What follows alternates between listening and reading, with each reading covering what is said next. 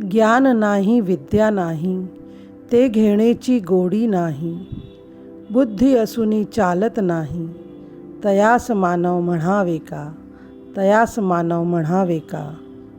सावित्रीबाई फुले की इन्हीं पंक्तियों के साथ आज के इस वीडियो का प्रारंभ करती हूँ।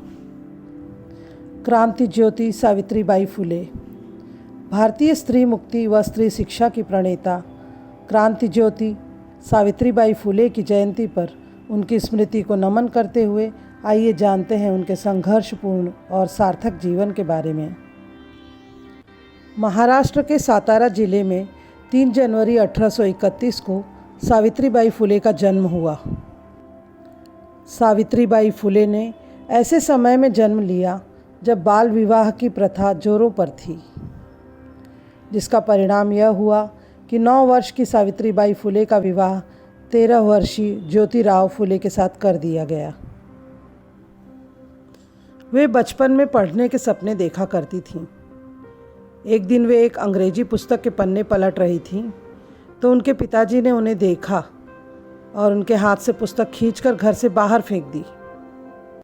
उनके पिताजी ने ऐसा इसलिए किया क्योंकि वह समय कुप्रथाओं से जकड़ा हुआ था। उस समय सिर्फ उच्च कुलीन पुरुषों को ही पढ़ने का अधिकार था। दलित जाति और स्त्रियों का पढ़ना पाप समझा जाता था।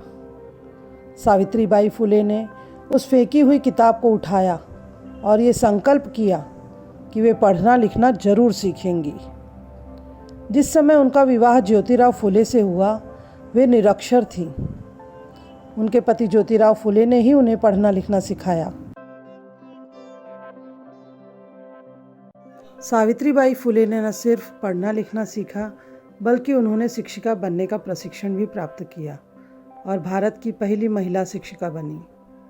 ज्योतिबा फुले के साथ मिलकर उन्होंने 1848 में पुणे में बालिकाओं के लिए पहला बालिका विद्यालय प्रारंभ किया।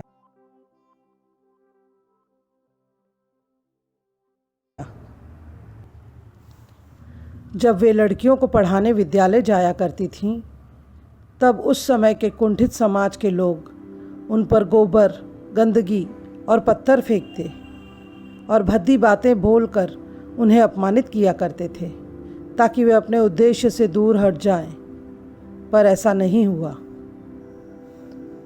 उन्होंने अपने कदम पीछे नहीं खींचे। उन्होंने विधवा विवाह करवाने, छुआछूत मिटाने, दलित स्त्रियों को शिक्षित करने, सती प्रथा का विरोध करने और हर तरह से स्त्रियों को मुक्त करवाने का संकल्प लिया। उन्होंने अपने पति ज्योतिबा फुले के साथ मिलकर पुणे में 18 विद्यालय खोले। 19वीं शताब्दी में जिस समय भारतीय समाज कई तरह की रूढ़ियों, कुप्रथाओं, कुरीतियों से पूरी तरह जकड़ा हुआ था, उस समय सावित्रीबाई फुले ने अपने पति और समाज सुधारक ज्योतिराव फुले के साथ मिलकर ज्ञान की अलख को प्रज्वलित किया और सत्य शोधक समाज की स्थापना की। सावित्रीबाई फुले एक दक्ष कवयित्री भी थी। अपने काव्य द्वारा वे सामाजिक क्रांति कर रही थीं।